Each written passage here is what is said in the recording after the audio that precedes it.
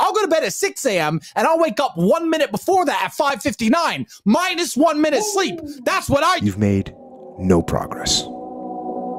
None. Get back to fucking work. Stop.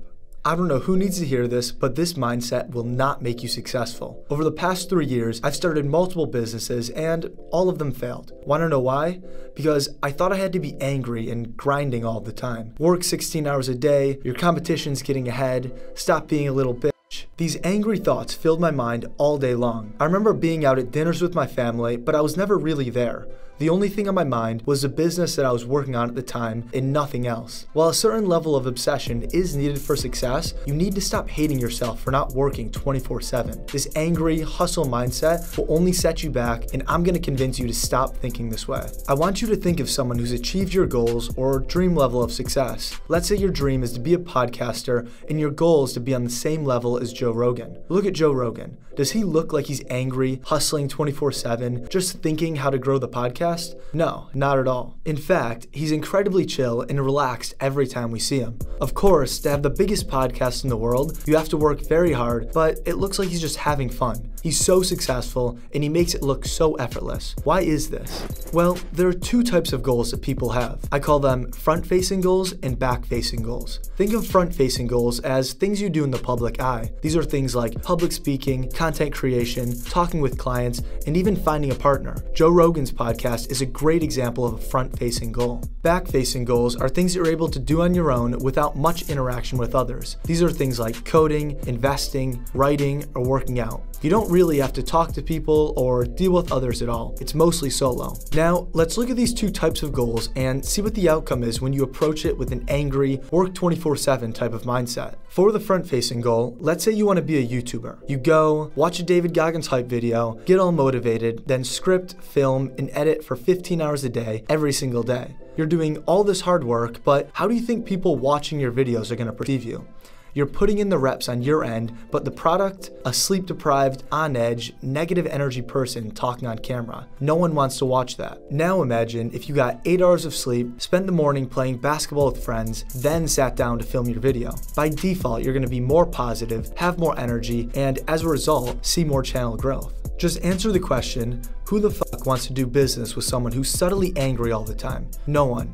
I don't care how good you think you are at shutting off your work mode mind. Humans are very good at reading subtle cues like body language and micro-expressions, and this is especially true in things like public speaking, dealing with clients, or making friends. And if you still don't believe me, look at the king of this never stop working until you're successful mindset, Andrew Tate. While he preaches to everyone to work 24/7 and how he's always on his laptop doing work, watch any one of his Tate Confidential episodes. What's he doing? Driving fast cars, traveling with friends, and doing dumb challenges. Even if he is technically working, he's smiling and joking around the whole time. He's chill, having fun with what he does. He's not angry 24/7, sitting in a corner grinding away. But you may still be wondering, what about back-facing goals? If it's just me in a room working alone, there should be no effect on how others perceive me. You're forgetting one key person, you.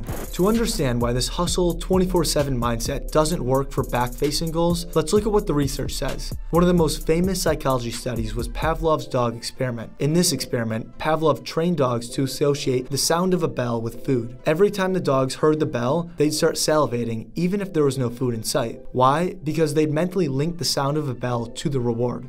Now, imagine you're in that scenario, but instead of a bell and food, it's your work in a negative, angry mindset. Every time you force yourself to sit down and work, you're mentally conditioning yourself to feel stressed out, annoyed, and downright pissed off. This creates a negative association with the work itself. Your brain links the tasks with frustration and exhaustion. So what's the outcome? When work is always connected to these harsh emotions, you become less motivated, less creative, and more likely to burn out. And the worst part, even if you try to take a break or try to relax, your brain stays in this anxious, on-edge state because it's been trained to associate taking a break with you being lazy. And if you're watching this video, I can almost guarantee that you know the feeling when you're sitting there knowing that you should be working, but work just feels so painful to get started on, but you also feel pain just sitting there and not working. It puts you in this weird state of limbo where you feel angry when working and guilty when not working. So what's the solution here? Well, simply approach work with a more casual, fun mindset. Look at my YouTube channel. I'd say it's decently successful. Right now, I'm sitting in a coffee shop in Manhattan, house music playing in my AirPods, drinking a Celsius. I'm having a great time right now,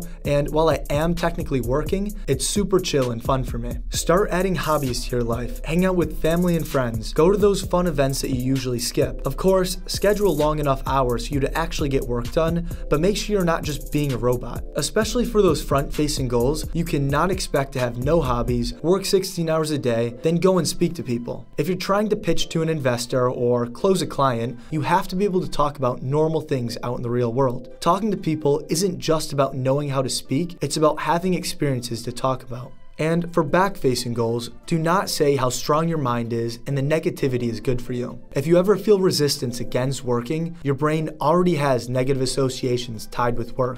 Think of the most successful people that you admire. They all have one thing in common. They're all pretty chill. They know when to push, but they also know when to laugh, smile, and enjoy life. So try letting go of the idea that you're not doing enough every time you're not grinding. Instead, focus on building a routine you enjoy, one that lets you live fully, not just as a work robot. And listen, I get it. There's a lot of pressure out there. Social media shows us these unrealistic hustle lifestyles, making us feel like we're falling behind if we're not working every single second. But in reality, real success looks a lot more balanced. Intentional work mixed with moments of genuine relaxation and joy. It's about knowing when to go all in and knowing when to step back. So here's my final challenge for you. For the next week, build a routine that includes work and play and see how you feel. See if you're more motivated, more creative, and ultimately closer to goals than ever before. Embrace the process, stay consistent, and most importantly, enjoy the ride.